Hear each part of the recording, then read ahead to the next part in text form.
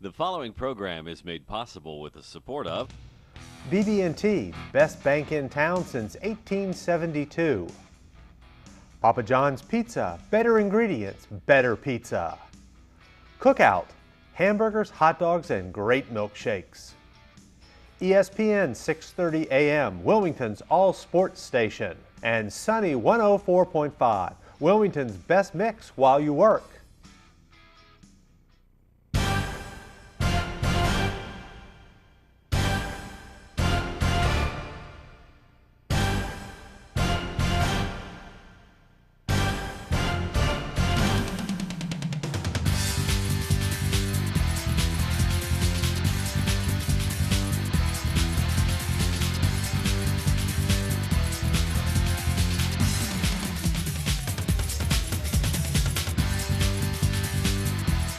And welcome to round two of the State High School Football Championship playoffs.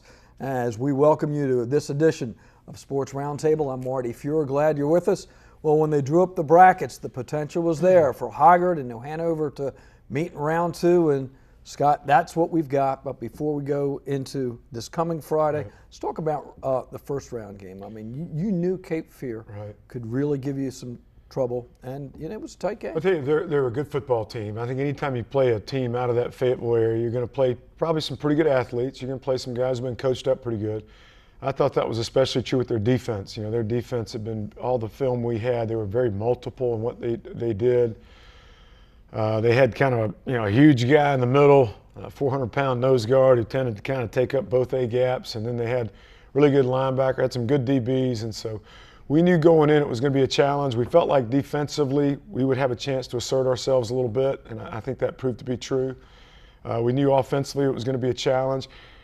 We accumulated a lot of yards. I'm not a big statistics guy, but we had 385 or 387 total yards offense, and yet we only came away with really 14 points of offense. 7 of our points came on a defensive play, and so a little disappointed there. We just had some inopportune moments to have penalties, some inopportune moments to have missed assignments and breakdowns, and so unfortunately, despite all the yardage, we only really came up with the 2 scores. That's something we're going to have to improve on as we move through this week.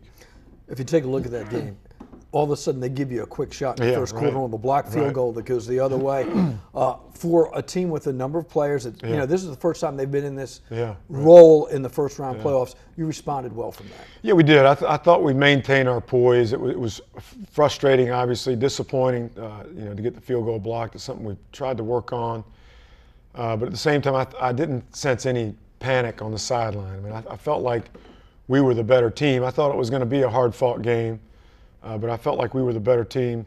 And so we just, that early in the game, you feel like, okay, well, let's just, stay the course. And we did. We went down. We scored early second quarter and then got another score in the second quarter to go up, 14-7 at halftime. Came out in the third quarter, I think our first series defensively. We get a stripped ball and scoop and score. Kirk Messick does a great job there. I'm sure we'll see the highlight here in a minute. And that gave us that 2-score breathing room that we were looking for.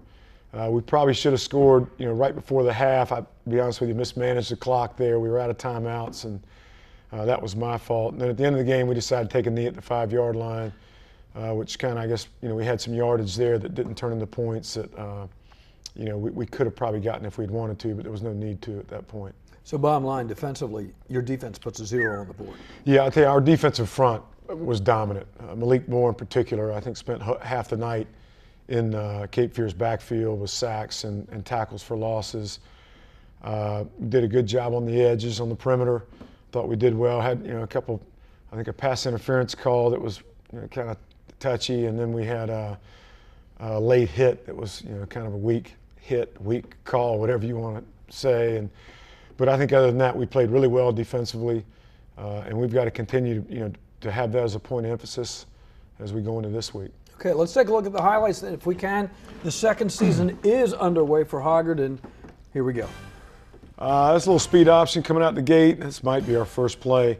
There's Trevor Brown. He finished our stats, had him over 200 yards. I think the newspaper maybe 190 or something like that. But Trevor did a great job. He was battling that bug, as we all were, Friday night, and it's just incredible that he did what he did that particular night. Here's some good shots of our defense coming in. I think that might be Malik Moore right there, one of his tackles for losses.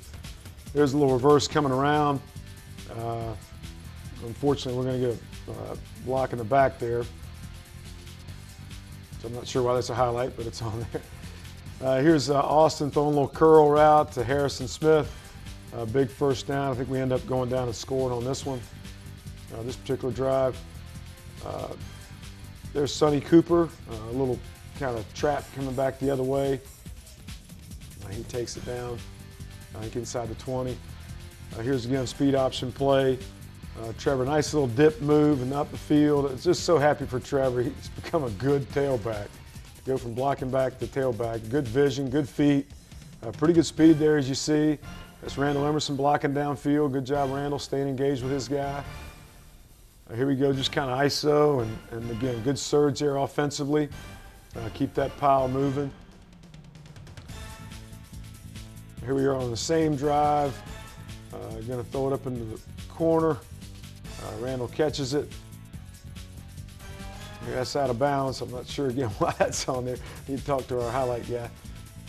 There's a little curl route to, I think it's Harrison or Randall, not sure which one.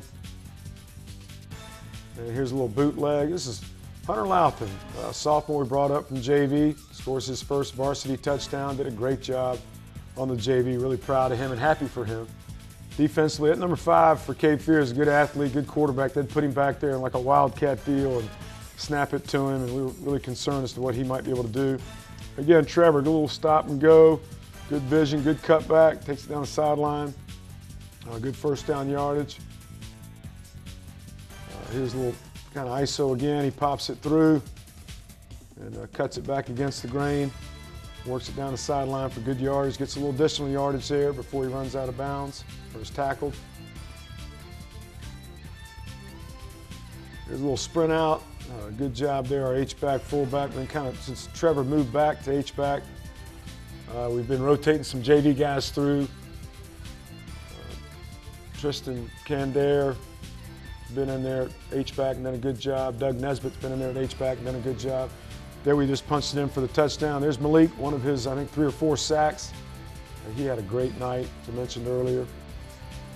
Here we are. This is right before the half, right before I mismanaged the clock. Got a deep post pattern from Xavier Johnson to Randall Emerson. Really wish Randall had stepped out of that tackle, so I wouldn't have looked so stupid before the half. But here's a little fumble-rooski. They come out with, I think it's early second half action here. Good job defensively being alert. I think that was Devin Bond there knocking that pass down. Ty Berry kind of bounces it. Kirk Messick makes the strip, and then Kirk picks it up, going the other way. Right then, you know he's going to score. Good wall of blockers. No stupid blocks from behind the play. Just enjoy the view. And so that gives us that 2-score lead that we were looking for. I believe that might have been Kyle Delaney on that sack there. Second half got a little sloppy. A lot of penalties on both sides, unfortunately.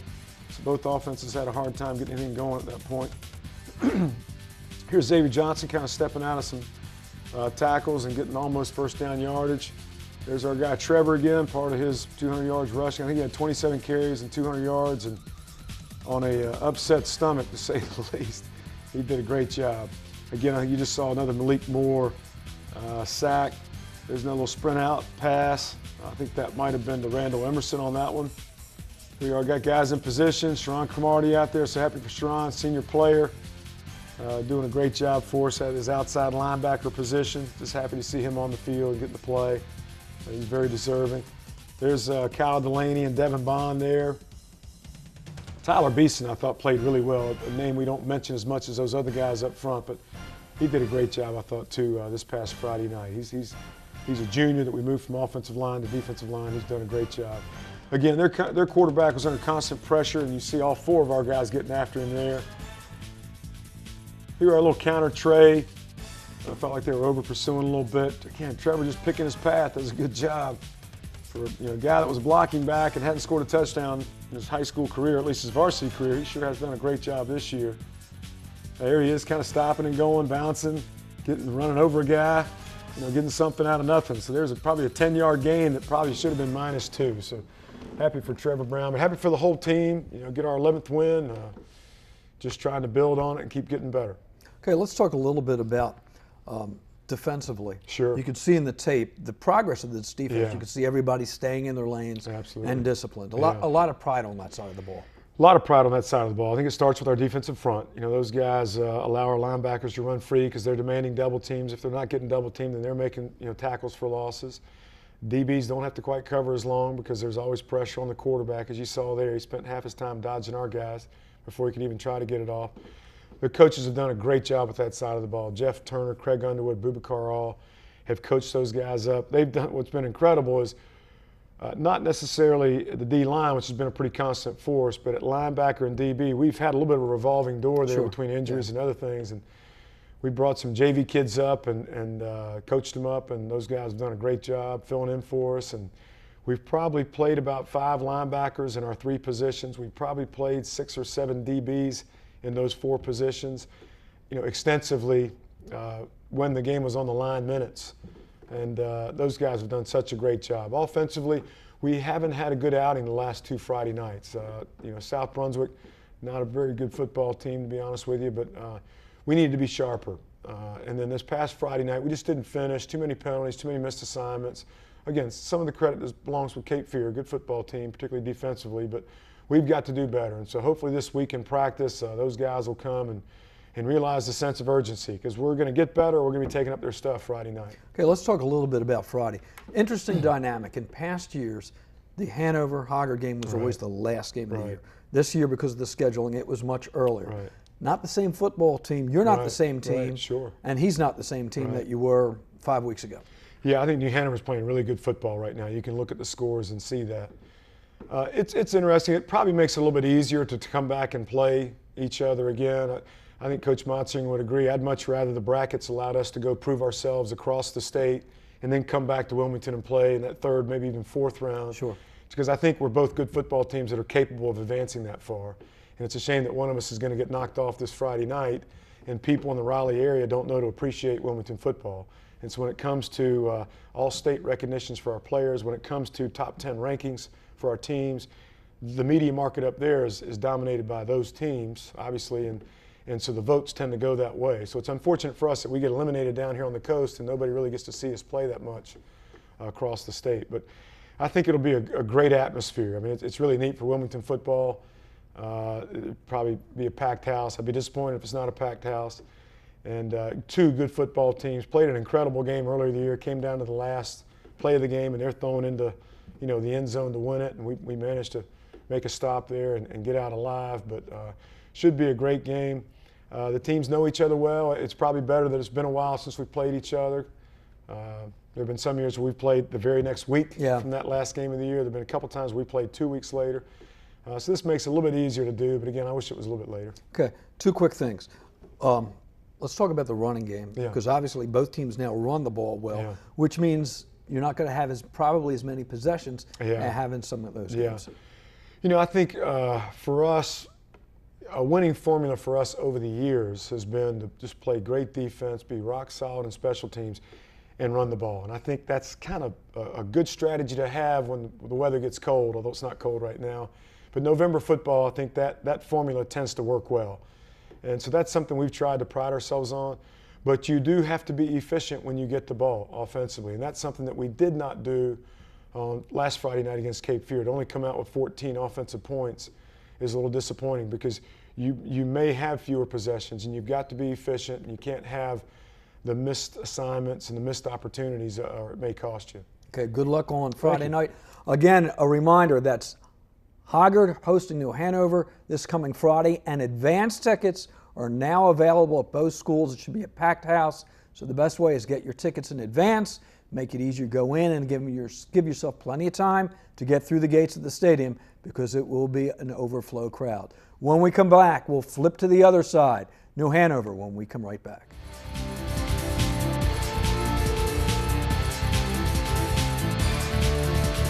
Welcome back to the program. Well, New Hanover had a first-round game against Northern Durham, and Kevin, you were talking about this group being focused, coming out to play. I mean, basically, you put it away at halftime. We did. I mean, our kids are playing with a little different mentality than we've had. And I used the analogy last week, they kind of clock in Some of the coaches for the games, like, just don't have that feel, that vibe, that they're, as focused as we need to be, and they're just kind of loose. And like I've told them, I know they're going to come to play, but at what point, we don't know, at what level. But right out the gate, I mean, our kids were focused, and we put them away early. Some individuals had big games. Simpson had a huge game. 5 touchdowns first half.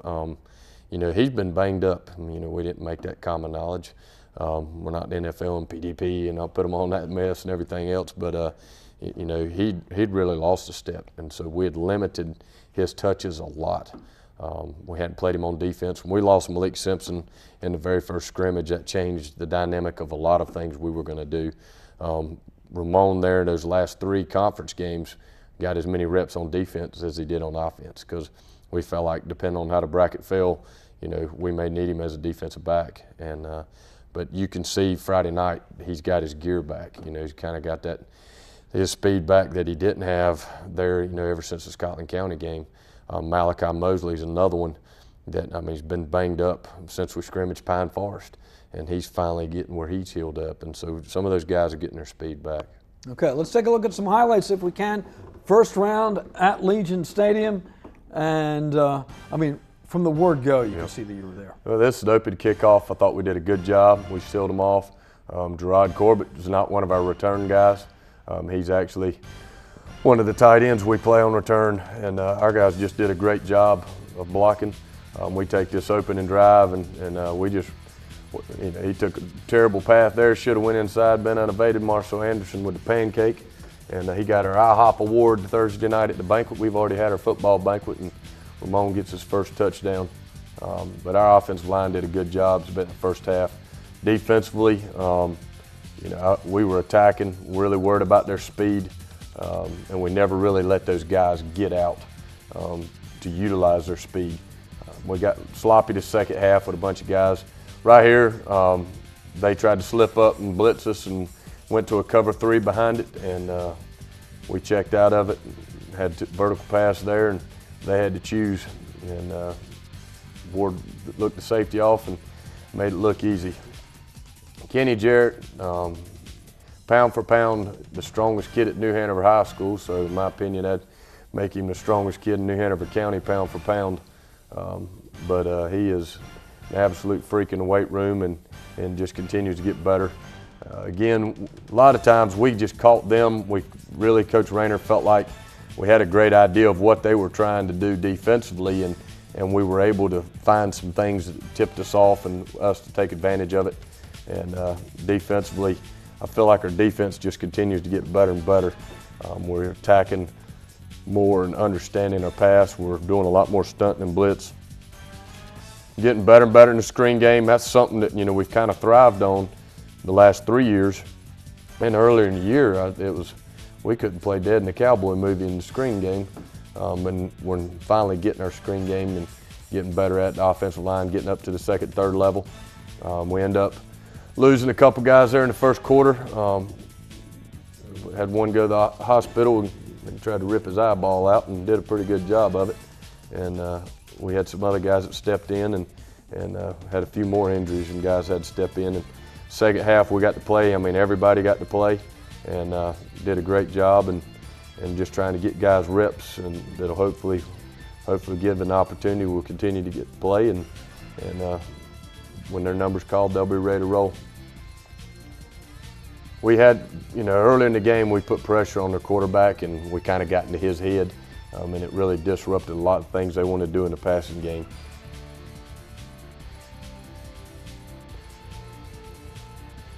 Great boss, third down and long, and he put it where he could catch it and made a great effort.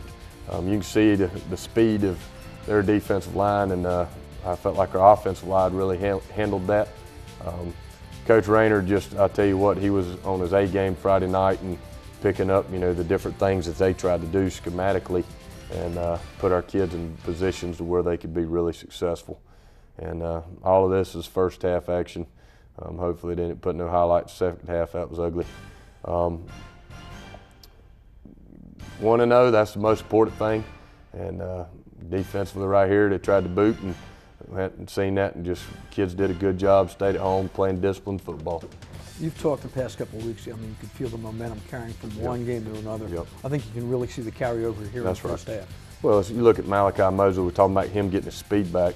You know, that makes them not look as fast as they normally. You know, our kids are getting healthier. Some of the kids that we were really counting on to do some great things have really just been beat up and banged up, and we got guys getting healthier, and so that makes them more confident. And then, you know, the kids are smart enough; they understand how we're executing. It ain't about the scores. You know, it's how you play the game. And our kids are smart enough and have been in the program long enough, and they understand, you know, what we're doing in all three phases of the game. I don't know why he put this on there, but this he ran back. They had two block. Oh, now they put that on there for a kicker. I was about to say, kicker makes a tackle. You got to show it. I wasn't thinking about that. He's our communist. That's what we coach. He's a soccer player, and I want to tell you, our soccer team went to 4th round. And Coach Rainey and those soccer guys, what a great group of kids. The boys we have in the weight room, all the soccer guys that work so hard. And Kieran is a soccer player first and a kicker second. And that got called back to the 3. They had about 3 blocking the backs on that. And I saw Kieran go to make the tackle. I said, "Oh, son, don't do this." I said, "That's all we need to do is get hurt when he's coming back," and he got a tackle. But he absolutely loved it. I don't know if he's willing to do it again, but he's got one on highlights, and he enjoyed it. So we mentioned it with Scott, the fact that you guys played so early this year versus that back-to-back. You're a different team. He's a different team. Just from a coaching aspect, is there a benefit to having more time between those two games? I mean, with no question. I mean, you look at in the past, we're seeing them the first round or the second round every year. And, you know, win or lose that game. It's a physical game. Oh, yeah. Win or lose that game, you're beat to death. Right. I mean, and I don't, you know, that's nothing against the other schools or anything else, but when Hoggard and New Hanover get together, that is a violent game. It means so much, and I mean, it takes a toll on your team, whether you win or lose. Plus mentally how it affects you whether you won or you lost. And, you know, it depends on how the game goes. But there's been enough time, you kind of get that taste out of your mouth. You kind of lick your chops, whether you know, you beat up and banged up, and now let's get ready to go. If things are playing your way on Friday night, what are some of the things that you're hoping to be able to do? Well, number one, defensively, we can't give up the big play. The first time we played them, they got us on a trick play. Little speed pass. I went back after the game to see how many times we showed that play in practice, and we showed it 11 times in practice, and they burned us on that, and then they burned us on another big pass play that kept drives going that ended up being 14 points. So we've got to eliminate the big play, and then we can't let them do their keep-away game. You know, we got to get 3 and outs. We got to get them, you know, off the field to get the ball back in Ward's hands so we can, you know, do what we've got to do to try to put points on the board. Now, we mentioned it with Scott. The fact that you can both run the ball effectively. Possessions could really be a premium because you're not going to get the number of possessions you did, for example, even in the first half of this. That's right. You know, anytime we play, it's that way. Yeah. But now there's more at stake. And this is about advancing. You know, I feel like the winner of this team should be in the Eastern Championship. Now, that's why we play playoff brackets and all that stuff. Coach said it earlier, but, you know, I feel like both of our teams are at the level that this could be definitely at least a 3rd round game, if not the Eastern Championship game. And I believe that, and Coach said it earlier.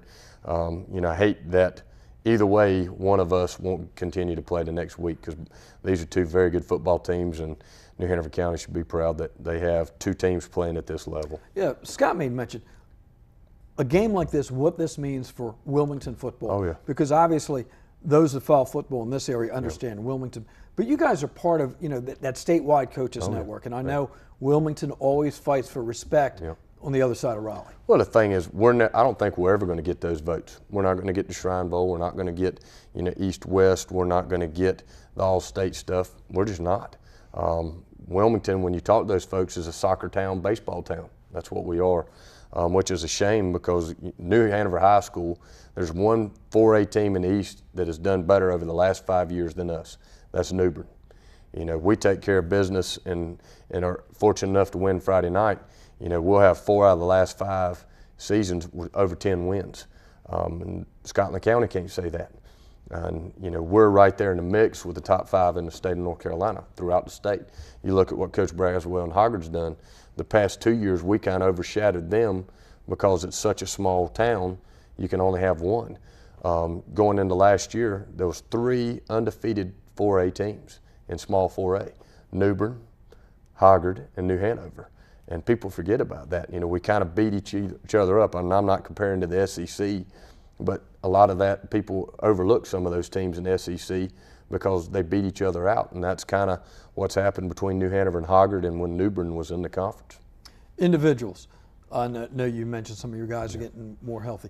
A couple of individuals that, as a coaching staff, that you've seen in practice that have just made that progression that we might not recognize the past couple of weeks. Holy smoke, this whole football team, honestly, and you know, like to name some individuals, but as a group, anybody that's seen us play and watched how this team, from holy smoke, the way we played at Conway, South Carolina, to the improvement we made until we played Scotland, and that was awful. And then we just continue to get better and better. This, you know, I said at the beginning, very talented group of young men, but very inexperienced. I think a lot of teams in some of the situations we've been in would have, you know, tucked their tails or put their heads down, and even against the Topsails and the South Brunswicks, they came to get better. Where most of the times teams, they'll half show up, get the W, and go to the house. And this kid, I mean, you know, we're fresher right now than I can remember any New Hanover team as far as mentally. We're excited about practice. The kids are excited about lifting weights, and they're not ready for it to be over. And with that mentality, we got a chance to continue playing. Okay, Hanover at Hoggard, 7:30 kickoff this Friday. And again, a reminder that tickets are now available at both schools. It'll be a huge crowd.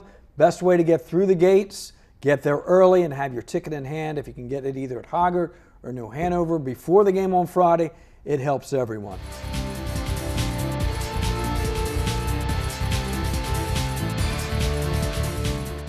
As we wrap up the program, we want to congratulate Coach Dietz and the Laney Buccaneers on a great year. They fall a little bit short in the first round at Pinecrest, 13-7, but another strong year by the Buccaneers at Laney High School. Again, a reminder, Hoggard, Hanover, 7:30 kickoff this coming Friday. Get your tickets in advance. And we'll see you next week on Sports Roundtable.